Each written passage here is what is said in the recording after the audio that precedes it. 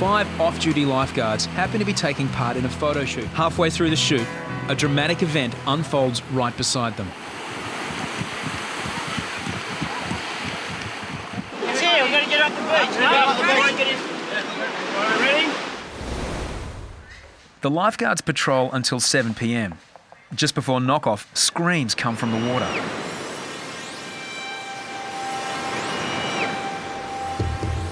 A girl is caught in a rip. She's going under and her boyfriend can't keep her afloat. Tom gets to the struggling girl just in time. She's exhausted, but safe. Pretty weak in the water. Yeah, they're really starting to pump now. Yatesy has joined in and picked up the boyfriend. Just a few moments later, and this girl might have been dragged lifeless from the water. What's your name? Matisse. I'm just going to put some oxygen over your head, okay? Make it a little bit easier for you to breathe. I want you to breathe normally. In through the nose, out through the mouth, okay? Nice deep breaths. The guy was trying to support her and hold her up, but the rip was just too strong and she just went under. When I got there, she couldn't move. She was just lifeless.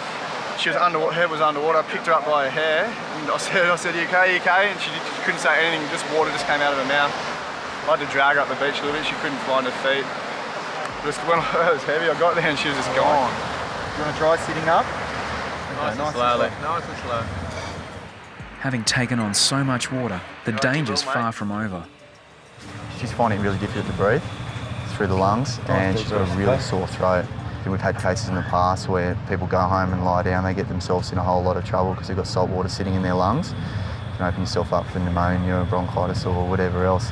And a lot of people don't think it's that serious, but she was in a pretty dire situation. My name is Tom, I'm the guy that rescued you just before.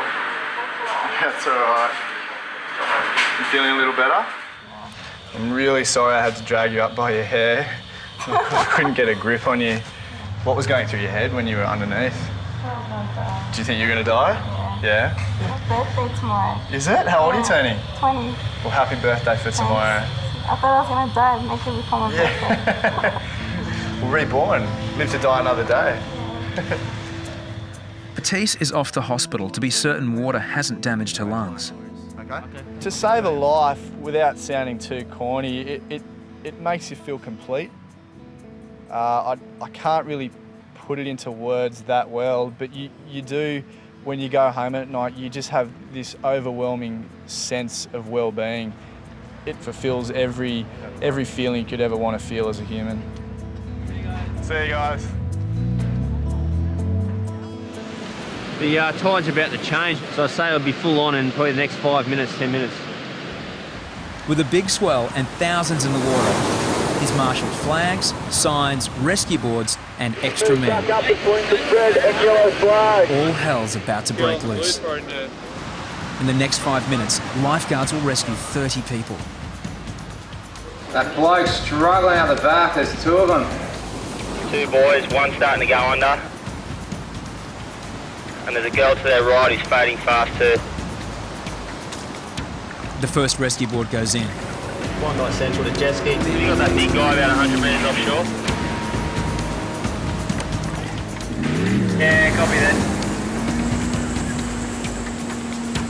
Most swimmers don't have a clue how treacherous the conditions are. So we're trying to keep them best we can on a sandbank, but it's a real narrow one and it just keeps pulling them off into the holes. 3 lifeguards are already in the water. Now the boss has to join them. We'll have to go out there. A set of large waves washes another woman into the rip. The jet ski pulls her out, but there's still a boy in trouble nearby. We've got heaps in that rip again. We need as many as we can get there straight away. Danny heads in too. Seconds can make the difference between life and death. Lifeguards now stretched to the limit. Then, 5 more people are in trouble. Yeah, mate, we've got heaps in that rip again. We need as many as we can get there. Yeah, on your way. Kerbox comes on duty. The rescue boards are all being used, so he commandeers a surfboard. We've got a couple on each board. I'll be right until someone gets back out. Absolutely out of control. In the pandemonium, the red and yellow volunteer lifesavers help out.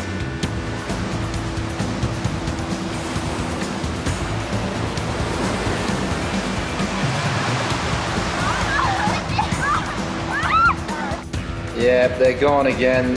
Maybe 2 boards. Oh, it's another Yankee. Harries goes to rescue a Korean woman.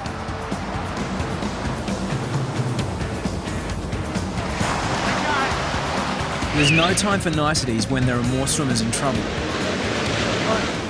A fun day at the beach has turned into a near-death experience for some. It's quite scary, yeah. Really scary out there. You realise how powerful the sea is. Palpitations. Whew. I didn't realise I was being pulled out, but he was there so right on time. Lucky. I went to it. Hoppo's boys finally begin to get the situation under control. We've done like 30 rescues in 5 minutes. Are you alright? No. You okay? Thank you. It's alright, it's alright. This happens. Some victims are simply embarrassed. Where are you from? I'm from Korea. Korea. Beautiful. Having a good time? Yeah.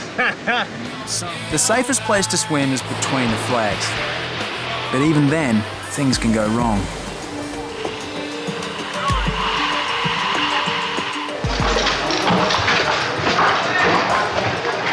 Can you make your way in close to the middle flags? I think we got a resus or something big going on. 17-year-old student Natalie Whelan has been pulled unconscious from the surf. I'll need an ambulance here, ASAP. There was a big wave, and then she just came up and she was like this. Okay, we have to treat her as a spinal, Deano?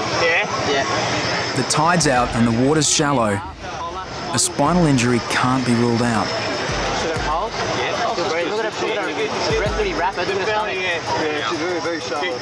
Deano runs the rescue. He's one of the most experienced lifeguards on the team. 1, 2, 3, and let's roll. That's it. A large crowd looks on. Lifeguards call it the Ring of Death. Deano's after more information from Natalie's friend Trent. When I explain epilepsy, or and that's what you think it is? They think she had an epileptic fit and she's taken on a lot of water. Natalie, do you suffer fits, Natalie? You do. Just say yes or no. Don't nod your head. Yes? Okay. We both went under, and I came up, and I looked around for her, and then she came up, and she was just on her back, just with her eyes closed, and I thought, oh. What we're going to do is take you up to hospital, okay? Natalie's braced on a spinal board. If she's broken her neck, a false move could be disastrous. Do you feel any pain anywhere? No. Okay. Your heart rate is flying in a situation like that. You are so nervous, you don't want that person to die. Water, it's so dangerous if someone does black out. It's fatal.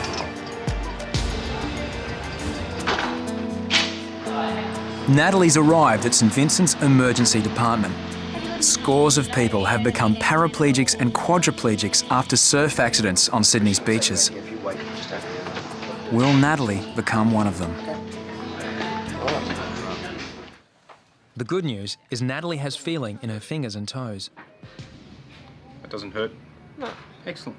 Alrighty. I was able to ascertain just by examining her that her neck wasn't in danger. The lifeguards are really reassuring. They sort of talked me through all the steps and what was happening and made sure that I was kept conscious, and I weren't too bad looking either, so it was alright. 5 off-duty lifeguards happen to be taking part in a photo shoot following media interest in Bondi Rescue.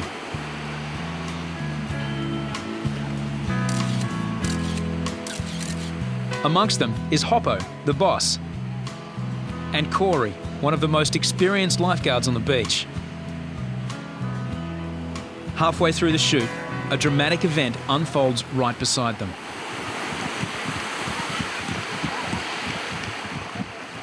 A man's found floating, lifeless in the surf.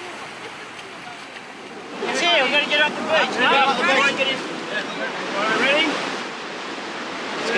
His name is Takahiro Ono, an English language student from Tokyo.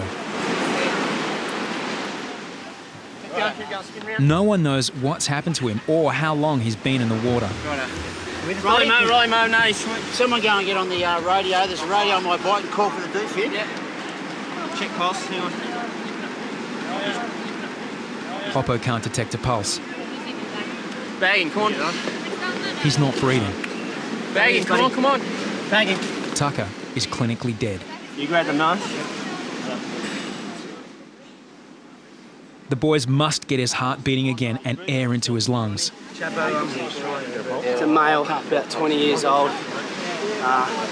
They got him on the bag now. I'll get back to you with more info. I can't really feel it. Danny arrives with a defibrillator as Corey starts CPR. 1, 2, 3, 4, 5, 6, 7, 8, 9, 10, 11. Get a towel. Yeah, I got it. Luke, what? Give him what?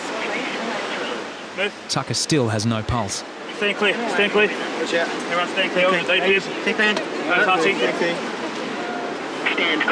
Stay clear. Run clear. Ready? Do not touch patient. Analyzing rhythm.